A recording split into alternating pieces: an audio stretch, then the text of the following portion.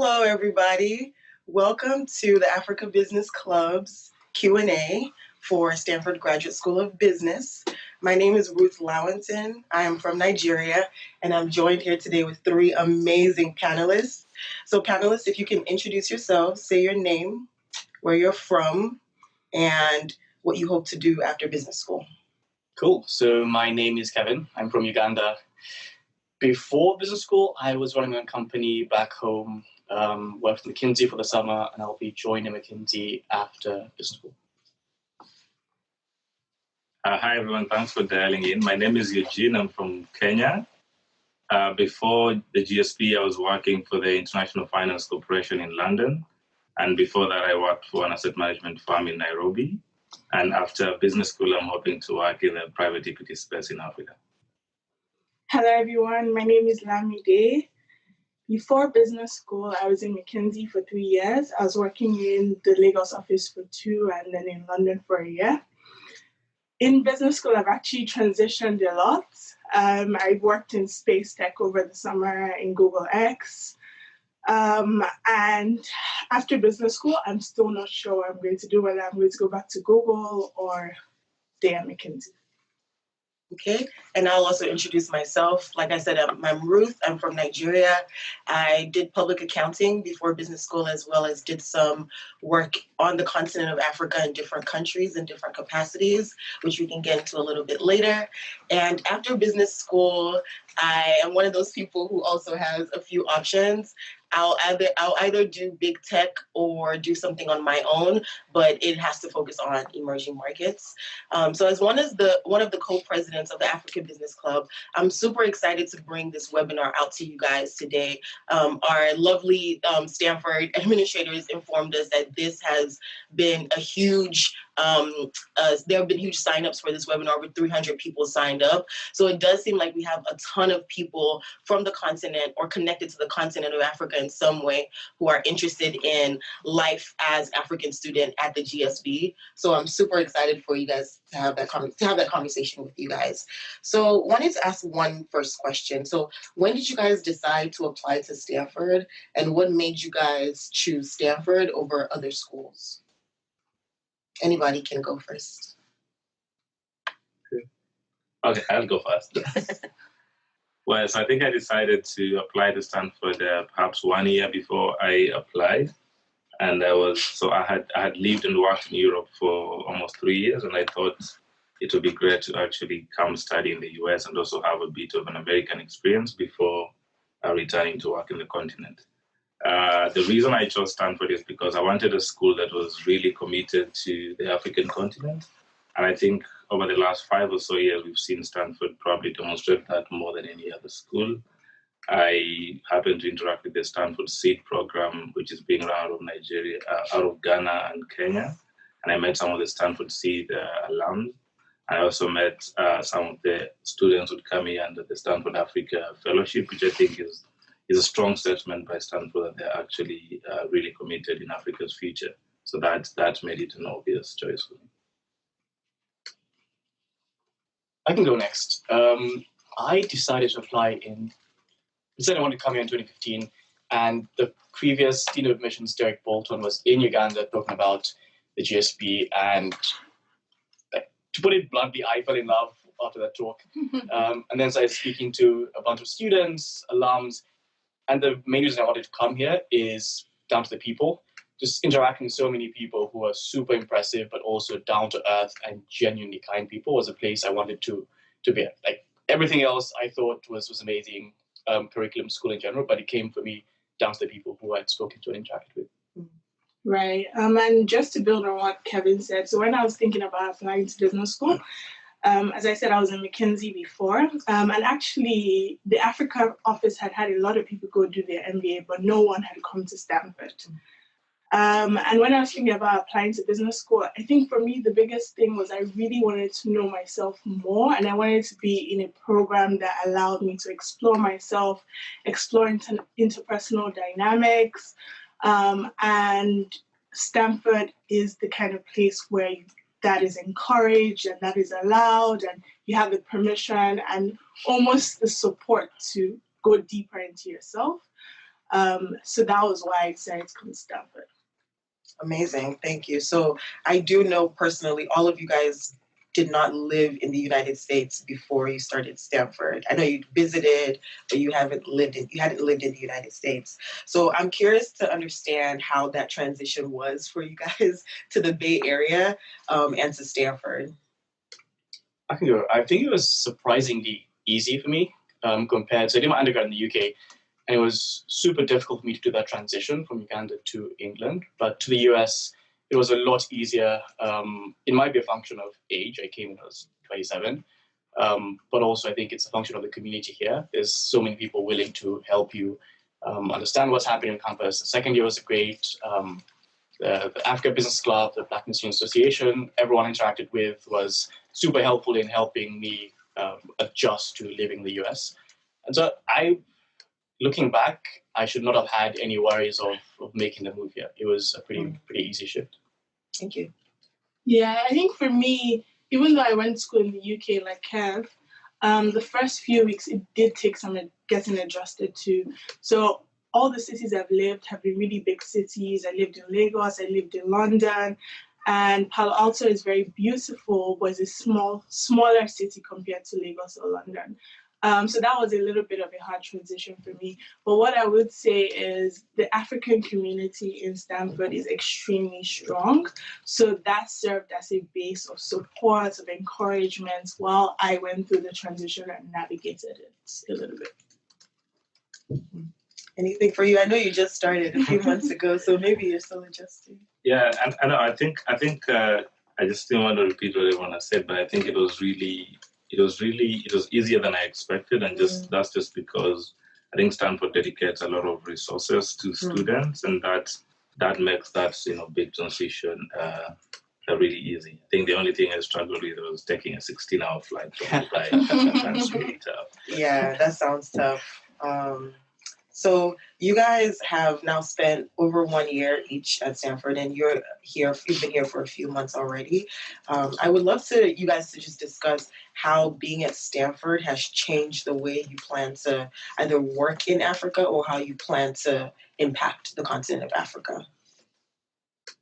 I can go first. I think for me, the biggest shift, and I don't think it was necessarily a shift, I think it's just a reinforcement. So coming into Stanford, like the two things that were important to me were technology and Africa, but I didn't really know how those two would merge and whether that meant I'll start up my own thing, whether that meant I'll work in big tech in Africa. But being in Stanford, given that we're in Silicon Valley, I was just exposed to so much technology, innovative technology, not so innovative technology, all sorts of technology. I feel like I have a much better sense of what technology and Africa mean for me. And those two parts of myself, which I thought were almost disparate, are coming together. I think somewhat similar to what Olamide said. Coming into Stanford, I had a fintech background, and all the things I was thinking about were in fintech. All the ways to impact Africa for me was how can fintech change X and Y industry. And so coming here, interacting with people who've done so many different things in different industries for me was very eye-opening. And like now I'm looking at things like election mobility, which I had no idea I was interested in before. And so just being exposed to people, not just at the GSB, but also at other Stanford schools, just opened up my mind to different opportunities that I could leverage on the continent in different industries. I think for me it's early days, but probably one of the biggest differences I'm noticing is in a lot of the spaces I was in before, social impact is something that people think about, after they've thought about how much money they make. And I think that at Stanford, almost everyone across the different graduate schools and the students themselves, I think people think of social impact and as not something mutually exclusive from running a commercially viable business. I think almost everyone you meet at Stanford is very conscious about not just building a business, but building a very sustainable business that is for the greater good. Yeah, I love that. I think also for me personally, coming to Stanford has been an amazing challenge in a good way, because we get to sit with 400 incredibly intelligent people who think very differently about how different problems can be solved, and your premonition or your previous ideas of how to change the world are challenged each and every day. And so for me personally, I can definitely vouch for what these three guys have said in terms of coming here thinking I wanted to change Africa a specific way. And my specific way was through branding and through products. And then talking to different people, from athletes to people who are coming from the entertainment industry to former entrepreneurs who've been very successful, and just sitting with them and brainstorming with them and thinking through different problems and hearing them ask questions as people who may not have lived on the continent, are not from the continent, but are genuinely curious about Africa, has just been a way for me to synthesize information, understand what I actually care about, and know that it's extremely possible to pursue whatever it is that you want to pursue. So that's been something I loved about the GSB. So I'll give one more question to you guys, and the audience, you guys can continue to type in your live questions. I'm already seeing some questions pop up here, and then we'll take some questions directly from the audience.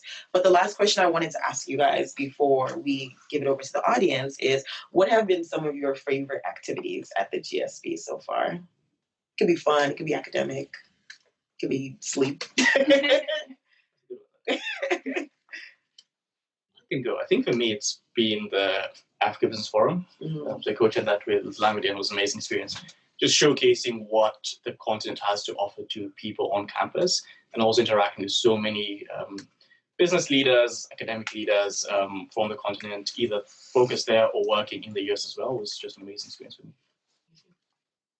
Yeah, I think, not to steal Kev's point, but I think leading the African Business Forum with Kev last year was definitely a highlight for me. And just to add something new, I think we just have a unique opportunity to almost be the conduits between Silicon Valley and Africa. And you find yourself bridging that gap many times while leading the conference. And that was just an exciting opportunity for me to expose business leaders in Africa to what's happening in Silicon Valley, and likewise expose people in Silicon Valley to what's happening on the continent. Eugene, yeah, I think for me, what I've enjoyed most is there's a lot of entrepreneurs in around the Silicon Valley that are investing in Africa, and for the Africa Business Club to be able to bring these entrepreneurs to campus every so often, just to speak to them, that has been quite impactful. But I think yesterday night was one of my favorite days on campus to see just the different talent. We had a sort of a band night where people from the business school get to showcase their talent, and I just didn't know I had so many classmates who were musically gifted, and to even see Africans get on stage and sing and get so much support from the crowd, that was lovely. Yeah. I think you guys have said everything. Funny enough, one of my favorite parts of Stanford are the classes. I know a lot of classes don't get a lot of love, but specifically as an MBA too, I love my classes. Like going to class, we do a lot of role plays with just titans of industry. Like the person teaching your VC class or your venture capital class is somebody who has been in venture capital for years. The person teaching your real estate class is the CEO of some of the largest real estate, or one of the largest real estate companies in the United States. So that has just been very humbling for me. But also I just can't believe every single day that I get the opportunity to learn from such amazingly talented and accomplished people. So that's one of my favorite things about the GSB. So now we'll take questions from the audience.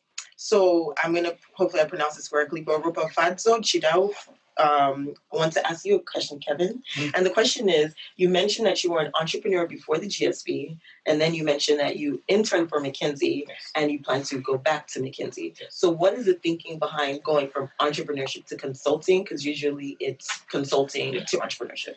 So I started my own company right out of undergrad, and essentially teaching myself everything on the job.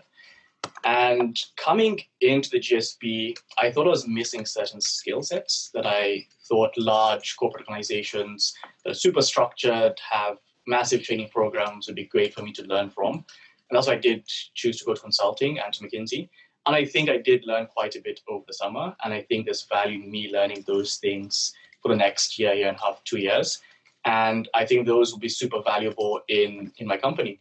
But also, like, being brutally honest, if you look at my resume, if you don't know my companies, you'll not have an idea of if they're good or bad companies, right? And there's a huge premium put on work in organizations like McKinsey or other organizations. And I think for me, there's value in doing that. And sometimes people overlook that or don't want to state it, but I think that's quite important, even on the continent. And so I thought it was a way for me to get that on my resume. Amazing. Thank you. We have Tabang from Johannesburg, and he wants to know, how do you go about finding a mentor at the GSB? I think that's a good question. I think there are many different places where you could find a mentor. Actually, there's, you'd be surprised that a lot of your classmates could even act as mentors. Because now that I'm thinking actively about potentially starting something after business school, maybe in like a 1-year horizon after graduating, there's so many founders in my class who I'm looking to for mentorship to be able to guide me on the path of being a first-time founder. So that's one avenue. Another avenue are professors. As Ruth was saying, it's so humbling to know the kind of people who teach us classes on a daily basis and give us access to their networks, give us access to all of their knowledge. So I'm taking a class called Startup Garage, where I'm actually working on my startup. And the caliber of professors in Startup Garage is just mind-blowing. I mean, there's one of my professors who I think, I'm not sure what the exact figure is, but has invested in 13 unicorns. And this is someone that comes to class every day and is actively helping us build our business idea. And that's also another avenue for mentorship. Those were the two that came to mind. I don't know whether you guys had other views. Yeah, I can add one other avenue. If you are looking for scholarships, I think the Knight Hennessy Scholarship is a good one to apply to. Because I've personally been able to get a very good mentor who's an entrepreneur out of the scholarship has a large array of members of the advisory board, and many of them come from very different industries. So if you're admitted into the scholarship and there's an advisor who sort of is interested in the same things they're interested in, then they'll reach out and provide you with mentorship. So I think one more avenue is the alumni. Yeah. I'm pretty close to the person who interviewed me, comes to the GSB, and you interact with so many alums over your time here, and you develop some deep relationships. So I think that's another avenue you could get some good mentors here. Amazing. Thank you, guys. So we'll have a question from Warren from South Africa again. And Warren wants to know if you found it relatively easy in terms of your internship for the summer. So this is a question for Olamide and Kevin. In terms of your internship for the summer, did you find it relatively easy to get your first choice? Or did you feel like you had to settle for your second, third, maybe fourth choice? Okay, I could go. And I would say that my route for my internship, I probably wouldn't recommend in hindsight. But I knew that I really, really wanted to work for X. I really wanted to work specifically for one of the graduated X projects called Loon. So essentially, I put all of my eggs in one basket. And I would not recommend that in hindsight. But I just felt that my profile, I'd worked in consulting prior to business school. I didn't have a profile that might stand out to X. And I felt that I needed to put in a lot of work to prove that I wanted to work there. So what that meant for me was I spent 3 months researching and talking to people in the aerospace department because it was a space technology, immersing myself in space tech. And I then did an outside-in strategy for Loon. And all of that took a 3-month period. So what that meant is I couldn't apply to any other company. So I'm just thinking in hindsight, if that hadn't worked out, I probably wouldn't have had an internship over the summer. So I don't recommend it. But that was my journey. But having privy to some of your experiences last year, Olamide also worked extremely hard, guys. She didn't just put it in the basket and just let it sit there, because I also know that you took computer science classes, which takes a lot of time, specifically for the schedule of the MBA student. So you definitely like put the eggs in one basket, but you made sure that it was very well. You made sure that your resume was very strong by the end of the year. So yeah, that's true. Like, because I knew I was only doing one company, I literally gave it my all. Yeah.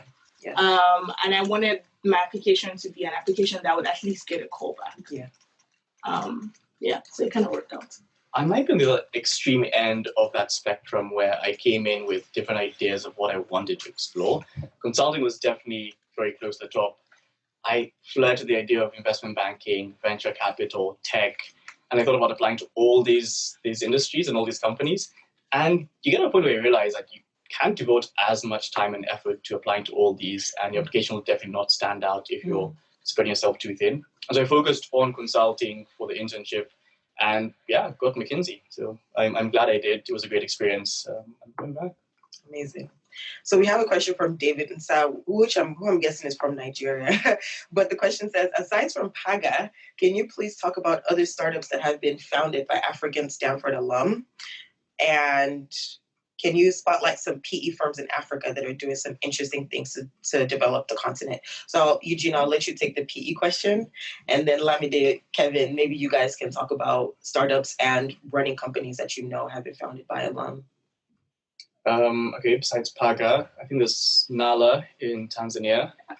There's Savannah Fund, which is a VC in Kenya. Zipline in Rwanda, I'm not sure if it's GSB alums. I think Stanford alums. Stanford alums, GSB alum, yeah. In addition, like from a social impact perspective, the entire AL group, so African Leadership Academy, African Leadership University, all of this were started up by Stanford alum. I think I can add two. There's a Pega solar company called Delight Solar that's started by GSB alum. And then there's also, I think, the Nova Pioneer high schools. Yes. PE. Yeah. So I think, and maybe I can mention VC as well. So I think Kev already mentioned Savannah Fund being run out of Tanzania by I think Mbwana Ali. That's an alum. And he's focusing a lot on local entrepreneurs, which is a segment that has been pretty much ignored by much of the VC fund. And the other VC fund I can mention is TL Capital, which has I think 3 GSB alums as partners there. I think on the PE side, it's a sector that there's a lot of excitement in the mid to late 2000s, and that has pretty much dipped now that the developed markets are performing better. So there's a bit of negative feeling there at the moment. But if I think about the funds that I think are doing a good job, it's pretty much the same names. I think Development Partners International, based out of London, is perhaps has been the best performing fund overall, and maybe Helios is probably the bigger brand. A bit of performance issues of late, but Helios DPI, you can't go wrong. I'm also looking at a couple of funds like Actis in London and Ethos out of South Africa that's met a couple of African MBAs of intern there, and they have a very good opinion of it. And maybe just to go to the other end, I think everyone looks at the very big funds, but there are some smaller funds that have very good teams.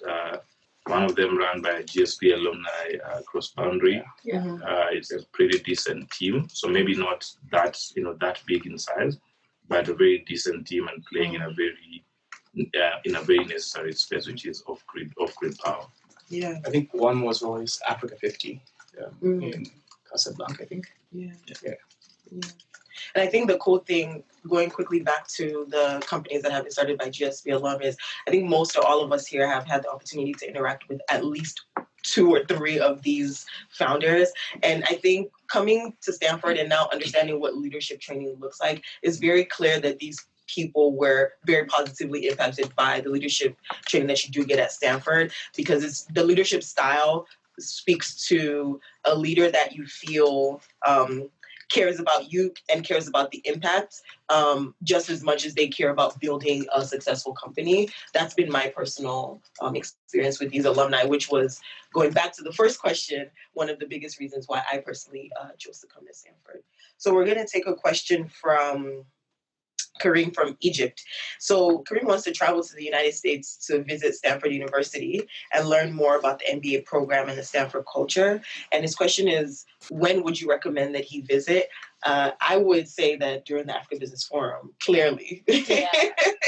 I don't know if you guys have other answers. It's also during spring, right? It's also during spring. It's a beautiful time of year. We'll give you more details on the Africa Business Forum before this video is over. But that's personally the best time to come to Stanford, because you really get to see how much the school has a play and has a stake on the continent. You get to interact with a lot of African students here. You get to meet a lot of amazing professors. Spring is a time where people are just generally more relaxed, and their classes are just more fun. The sun's out, so yes, spring is definitely the best time to come.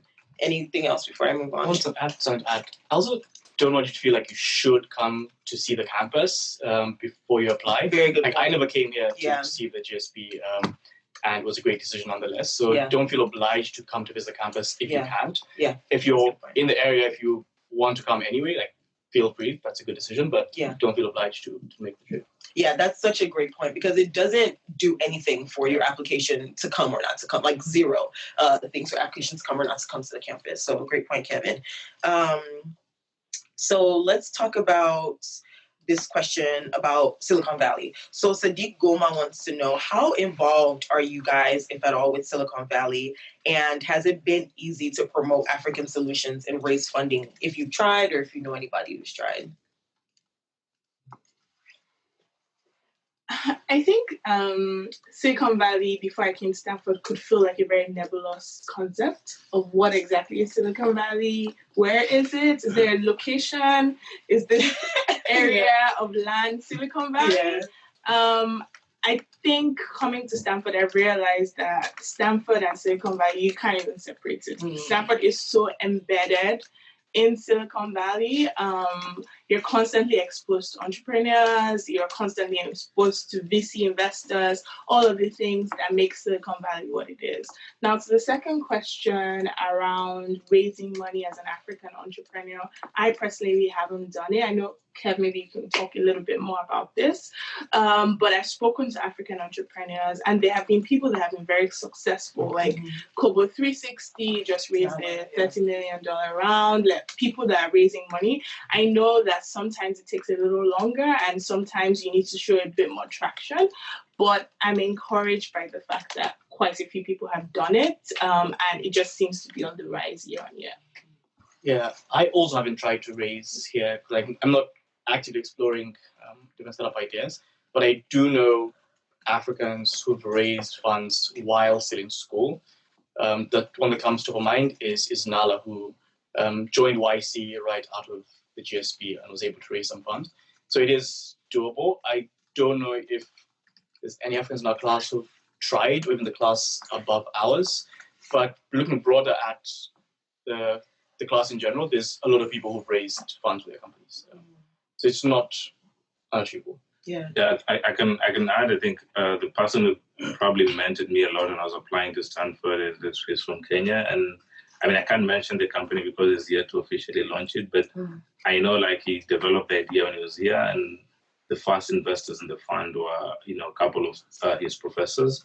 A lot of the Stanford professors are, venture capital investors, and they're always looking for great ideas from students. Yeah, and I also think, just building off of that, Silicon Valley doesn't also just look like VCs. It looks like going to big tech and working on emerging markets work within there. I know Olamide worked at Luna. I was at Google this summer, and I was so immersed in all of the different opportunities that Google provides any employee who is interested in pursuing some sort of initiative on the continent, whether that's taking a 6-month externship just to pursue your own idea within Google. That's something that the company does. I think other big tech companies do that.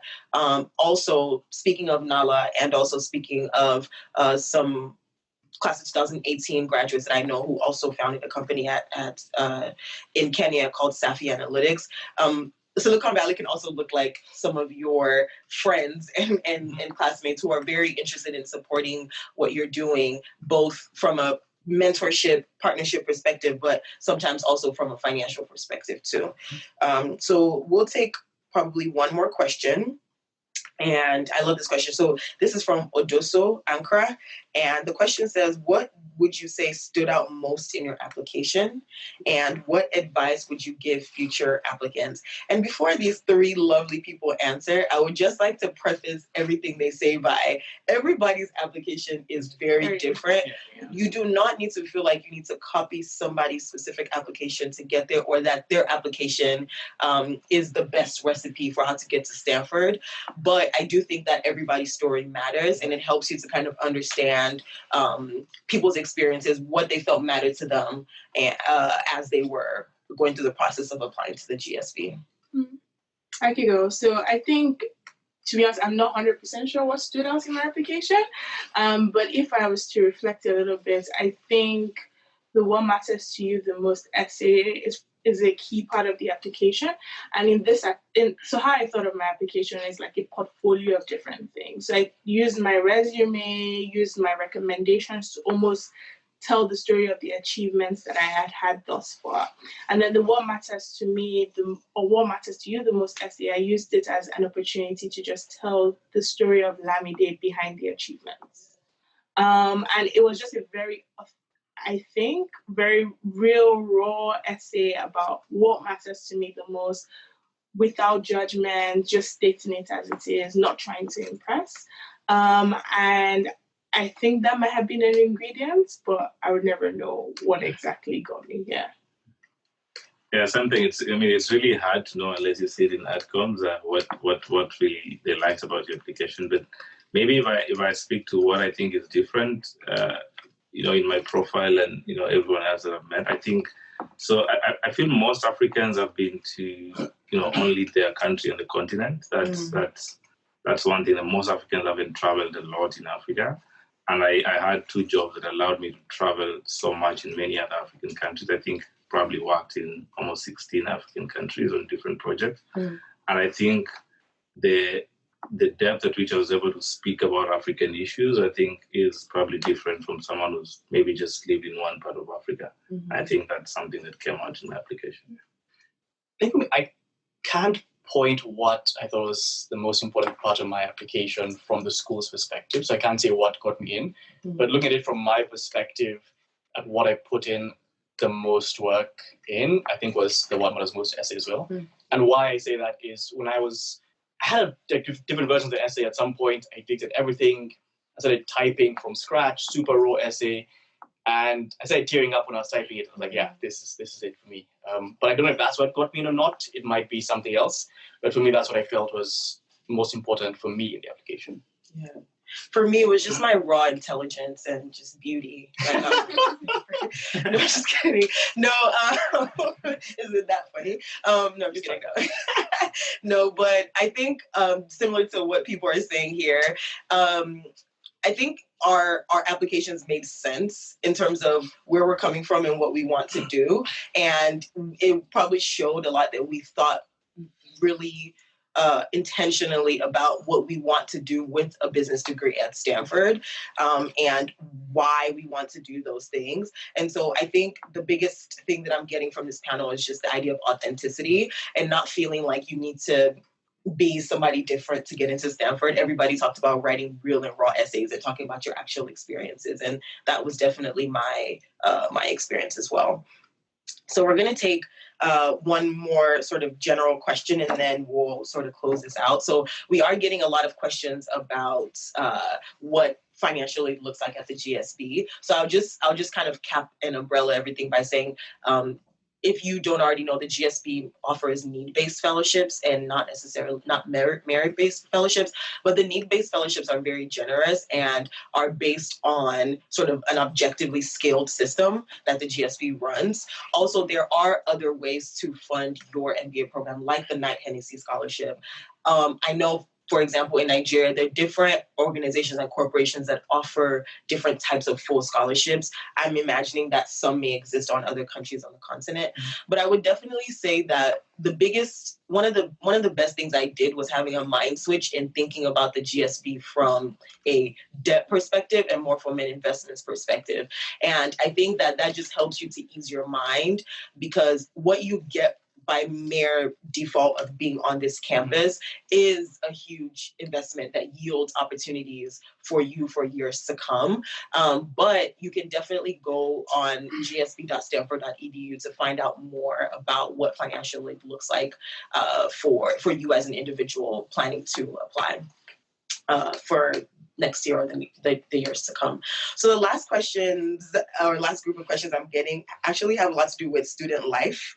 People want to know what student life is like, culture. What do you do on a typical Thursday, Friday? So just rapidly, let's go about and talk about maybe what your, favorite pastime is, or something that's really fun for you. I think we talked about a lot of serious things, so people want to know if we have fun or not. Yeah, we have a lot of fun, which is difficult since the schedule is always super packed. You mentioned like Thursday. For me, that Thursday is my busiest day at 8 a.m. to say 9 p.m. of classes, and then there's beer pong league after that, which is interesting. And so there's time to do everything, but I'm also a lot more introverted, so I take time out to spend time with myself, like watching shows, just reflecting, something like that. Yeah. There's a lot of opportunity to have fun. I mean, it's business school. There's always something happening. I think you even struggled. How do you spread yourself across? I probably had to make it to 4 different events after 7 p.m. yesterday alone. Yeah. So it gets really. I think the good thing with Stanford is most of the first year students live right next to the campus and the 2 residences that the GSB has. So it's you get to really know each other, and a lot of the things that are happening are really close to you. And I think just the beauty of being in California is if you take 1 or 2 hour drive in whatever direction, there's either a beach or a mountain. People are always planning those kinds of things, and so that makes it really, really fun. Yeah, and I think just to add to what these guys have said, I think one thing that comes to mind for me is I love the fact that in Stanford, you can really be who you are. Exactly. There's some people that love to go to BPL every week or go to FOAM, which is like a huge party, and that's fine. And there's a community around that. There are people like me who are a little bit more introverted and like having people over for dinner or watching movies with people in my house. And that's perfectly fine too. And there's no pressure to be either or. Both are accepted and supported. So that's what I've loved. Yeah. One thing for me that I'll highlight is traveling at the GSB. It's been such a fun experience traveling with different classmates. And I think maybe a stereotype about business school is that you're traveling to, amazing places in Asia, Australia, and all these places, but people have very interesting travel trips that they do, whether that's, we're all going to travel to Jordan to volunteer for a not-for-profit organization together, or we're going to travel to Cuba, which was a really fun trip, or we're going to go to New Zealand and do really amazing things, or we're going to go to Austin, Texas for South by Southwest, which is a huge music festival that happens every year. People just find different things that interest them, find groups of people with similar interests or people that are just interested in traveling with you. And that has been such an amazing, fun experience to really get off campus, get out of the state sometimes, get to know people in a very different space, and really get to build what I would think are some of the strongest bonds that we can build with our classmates, not being in our element. And, fun is what you make it. I think you can be in Vegas and not have fun because you're a boring person, or you can be in your home on a Saturday night and having the best of fun because you just make it that way. So I would say that business school in general is definitely a place where you can have as much fun as you want and still be as focused as you want. And we can provide a little bit more detail later as you guys start to apply. So I just wanted to make one last comment, which is that a lot of people want to know how they can connect with the Africa Business Club. So you can connect with the Africa Business Club through the gsb.stanford.edu. And like all of these guys have mentioned, and I've also mentioned, the Africa Business Forum is really an event that helps you to connect with us on a really fun weekend in the spring. It's happening April 11th this year. And we're super excited because this forum brings around some of the most intelligent minds, thought partners, policymakers, business moguls from the continent to really come in and inspire and challenge us here in the Bay Area, in the center of Silicon Valley. So we're super excited for the conference to be held again in the spring this year. So as we sort of come around to a close, I wanted everybody just to go around and give your words of wisdom to all of the amazing people listening right now as they're getting ready to apply to Stanford. It could be about anything you want it to be, but what would you tell hundreds of our listeners right now about student life, applying to Stanford, the best advice you can give them, anything? I can start. So I think one thing that I did a lot was even before applying to Stanford, there were so many times where I thought I would never get it. And I think a lot of people don't even end up applying. I know you guys are on the call, which is a step in the right direction. But a lot of people, after these calls, I felt the same way. I'm just like, I'm never going to get in. And I find that Africans, not to generalize, Nigerians specifically, which I know, people I've spoken to just opt out of the process and think that, I don't have the profile, I haven't done anything amazing, but I'll just encourage you to believe in yourself, apply, put your best foot forward, reach out to any of us if you need help, because we're all about getting more Africans to come to GSB. So reach out to any of us if you need help, but please don't opt out by yourself. I think what I say is that there's a lot of reasons not to apply, and if you're going to look for those reasons not to apply, you'll find a lot of them, and I did find a lot of them. I remember one time reading just a list on poets and quants of some professors that were not even invited to interview at Stanford, and I felt, what business do I have applying in the first place? So I think people are really different. Every application is different. There's greatness in everyone. So I think I just do some soul searching and find that strength that you have and what you feel you bring to Stanford, and focus on that. And I'd say for people worrying about, will I be able to afford it? I think I'd say focus on getting in, and you'll be surprised just how hard schools will work to make sure you can afford it after you get admitted. So that was my first point. That was my second one. My third one is, if you're applying, just be yourself, just be super authentic. Don't try to be someone else, as Ruth mentioned. Everyone has value they bring to this community. Don't be afraid that you don't have the background that everyone else has. Be comfortable in what you've done, and there's a place for it here as well. Yeah. I echo everything they said. So I just want to thank our panelists, Olamide, Eugene, and Kevin, for taking time out of their schedule to speak to you guys. Feel free to reach out to us at gsb.stanford.edu. And we appreciate you guys so much. We can't wait to see a lot more of you guys in the coming years at the GSB. So thank you all very much.